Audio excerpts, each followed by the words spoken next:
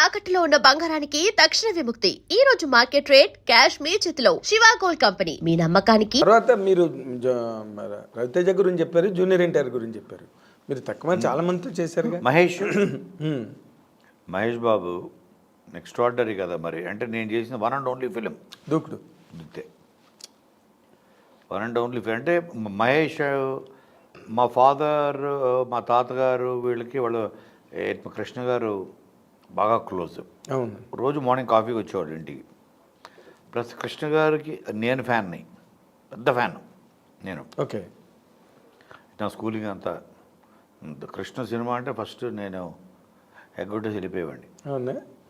So అది చెప్పారు, చిరంజీవి గారిని ఎంత ప్రేమించి మన సినిమా చేసాము, అలాగే నేను ఫస్ట్ టైం మహేష్ అనేటప్పటికీ ఆ ప్రేమ అంతా చూపించాలి మనం.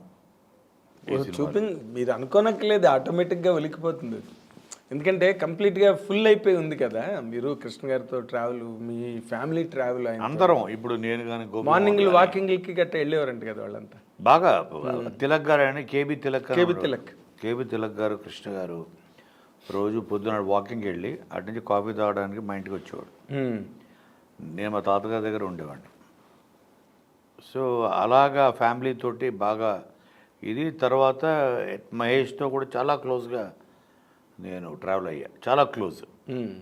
సో తను చేస్తే ఫస్ట్ సినిమా మెమరబుల్ అయిపోవాలని టీమ్. సీను వైట్లు కూడా అంతే ప్రేమించాడు, అలాగే గోపి మోహను, నేను, అందరం. ఇప్పుడు ఎలాగైతే వాల్తేరు వేరేకి టీం వర్క్ మాకు ఎలా సెట్ అయిందో దూకుడికి ఎలా సెట్ అయింది చూడండి, అద్భుతం. అవును, అందుకని అద్భుతం జరిగింది. ఆ చిన్న చిన్న బిట్లు కూడా ఈ ఫేస్బుక్లోనే గట్టా వస్తే చూడడానికి భలే రిఫ్రెషింగ్గా ఉంటాయి సార్ ఆ సీన్లని. పోలీస్ అని అవును, డైలాగ్ మర్చిపోలేము ఇప్పటికీ కూడా. మీరు డాన్ సార్, అంతే డాన్ అని బ్రహ్మానందం డైలాగులు. అవును, మళ్ళీ వేసాడు రా అని ఒక డైలాగ్ ఉంచండి. అవును, అది ఎంతమంది ఎన్ని రకాలుగా పాడారో, మళ్ళీ వేసాడు రా అని.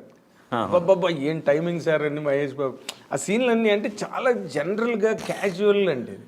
మహేష్లో ఇప్పుడు నేను చెప్పే కదా అందరిలో ఏంటో స్ట్రెంత్ ఉంటుందని. మహేష్లో ఉన్న భయంకరమైన స్ట్రెంత్ ఏంటంటే తన కామెడీ టైమింగ్. తన అవతలడికి పనిచేసినట్టు అవతలడు కూడా తెలియదు, అవతలడి మీద పనిచేస్తాడు అంత షార్ప్గా సీరియస్గా వేస్తాడు. అది వాడికి తెలియదు, అందరికి అర్థమవుతుంటుంది.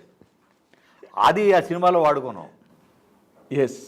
ఆ సినిమాలో ఆ పద్మశ్రీ క్యారెక్టర్ పెట్టి బ్రహ్మానందం, అది వాళ్ళందరూ రియాలిటీ షో అని పెడతారు కదా, ఆ క్యారెక్టర్ ఏదైతే ఉందో అది మహేష్కి ఫస్ట్ టైం తను ఓపెన్ అయ్యి జనరల్గా టైమింగ్ జనరల్గా మాట్లాడడం అది బాగా చేయించాడు సీను. ఎక్స్ట్రాడినరీగా తన పెర్ఫార్మెన్స్, ప్లస్ దానికి తగ్గట్టు ఒక పర్ఫెక్ట్ టీమ్ వర్క్ సెట్ అయింది. అవునండి, అంటే హోల్సమ్గా కనిపిస్తుందండి ఫిల్మ్. అందులో ఇది లోపం అని ఉండదు, అన్ని పర్ఫెక్ట్లీ గ్యాదర్డ్, పర్ఫెక్ట్ సెటప్.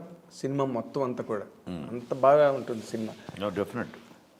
ఇది before we conclude the session, నేను ఒక పాయింట్ మీకు ఇన్కన్వీనియంట్ కాదనుకుంటే, మీరు ఇంతమందిని ప్రేమిస్తారు, ఈ అసోసియేషన్స్ అన్నిటినీ కూడా నెమరు వేసుకుంటారు, మళ్ళీ చెయ్యాలి, మళ్ళీ రావాలి, బ్యాక్ అండ్ ఫోర్త్ మీ మనసు ఎప్పుడు అలాగా ముందుకి వెనక్కి ప్రయాణిస్తూనే ఉంటుంది.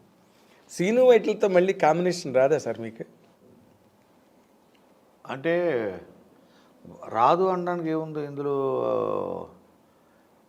దేనికన్నా ఆ రైట్ టైం రాలేదు అంతేనా?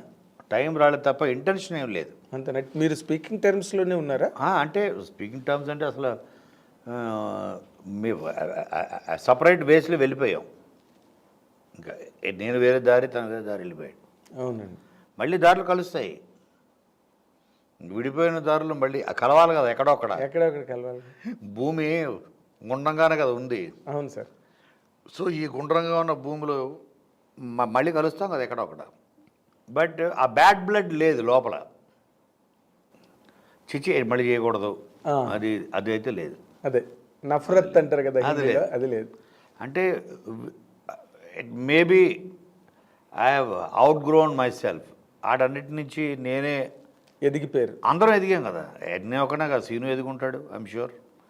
అలాగే సో మేబీ ఆ టైము, ఆ సందర్భం, సందర్భం అనేది మెయిన్ అండి. అని అది సమయం వచ్చినప్పుడు- సందర్భం అంటారు. సందర్భం వచ్చినప్పుడు తప్పకుండా కలుస్తాం. కలవకూడదు అదైతే భీష్మించుకుని అయితే లేవు. అదే తను కూడా ఏదో maybe that magic it might repeat again. అవునండి, తను కూడా ఏదో ప్రాజెక్టు ఎస్ ప్రిపరేషన్లో ఉన్నాడు. ఏంటి షూటింగ్లో ఉంది, అదే షూటింగ్ జరుగుతుంది. షూటింగ్లో ఉంది గోపిచంద్ హీరోగా. అవునండి. అయ్యా తనలో ఒక ఎక్స్ట్రాడినరీ టైమింగ్ ఉంటుంది, కామెడీ టైమింగ్. సో దానికి ఆ టైమింగ్కి నా రైటింగ్ హెల్ప్ అయింది. Correct sir. సో అందుకని సింక్ అది. సింక్ ప్రతి డైరెక్టర్ కూడా టైమింగ్ ఉంటుంది. అది నేను చాలా ఫ్యూ డైరెక్టర్స్తో సింక్ అయ్యాను. ఓ సీను వైట్ల, ఒక వివి వినాయక్, వీళ్ళతో ఓ పూరి. సో వీళ్ళతో సింక్ అవ్వగలి, ఎందుకంటే నా రైటింగ్కి వాళ్ళ టైమింగ్కి సింక్ అయింది. బాబీతో మీ ట్రావెల్ ఎలాగుంది? ఎక్స్ట్రాడినరీ. అంతేనా? అంటే ఈ టైమింగ్ అవన్నీ కూడా Bobby is from my school అని ఫీల్ అవుతా కదా నేను. తను నా దగ్గర అసిస్టెంట్గా తను 5 years అసిస్టెంట్ రైటర్ చేశాడు నా దగ్గర. ఓకే. నాకు అసిస్టెంట్గానే తెలిసి అదూర్ సప్పుడు కూడా నాకు అసిస్టెంట్గా ఉన్నాడు. బాబీ అసిస్టెంట్గా ఉన్నాడు, హరీష్ అసిస్టెంట్గా ఉన్నాడు, అదూర్ సప్పుడు. సో బాబీ అన్నది నేను ఇప్పుడు ఒక పర్ఫెక్ట్, ఇప్పుడు ఏంటి, నేను నా అసిస్టెంట్ దగ్గరే ఇప్పుడు నేను జీతం తీసుకుని పనిచేస్తున్నా. ఇప్పుడు నేను ఒకప్పుడు జీతం ఇచ్చా, ఇప్పుడు నేను జీతం తీసుకుంటున్నా బాబు. జీతం సెన్స్ రెమ్యునరేషన్, పారితోషికం రూపంలో. బట్ నేను చాలా మోస్ట్ కంఫర్టబుల్గా ఫీల్ అయ్యే డైరెక్టరు ప్రజెంట్ జనరేషన్లో, ఇప్పుడున్న వాళ్ళ అప్కమింగ్ ఆల్ డైరెక్టర్స్లో నేను మోస్ట్ కంఫర్టబుల్గా ఫీల్ అయ్యే డైరెక్టర్ బాబీ. ఓకే. అర్థం చేసుకుంటాడు, వేవ్ లెంత్ పర్ఫెక్ట్, ఒక సింక్ ఇస్ వెరీ ఇంపార్టెంట్. మీ దగ్గర పని చేసాడు కదా సార్, సో ఆ ఈజ్ ఉంది, తనకి మీ ఉంది, ఈజ్ మీకు ఉంది. కరెక్ట్. అది బాగా మ్యాచ్ అవుతుంది. అది అవును, అక్కడ పాయింట్ అది. Yes very good. తను like my family. Yes sir, is like your like and is your family. అవును, yes come from your family. నా దగ్గర నుంచి ఎదిగిన మొక్క. అవును. So very nice of you sir. అంటే ఒక ఫ్రెష్ లీజ్ ఆఫ్ కాన్వర్జేషను, కొత్త పాయింట్లు, కొత్త మ్యాటర్లు అన్నీ చెప్పారు మీరు. Really very very refreshing, very entertaining sir.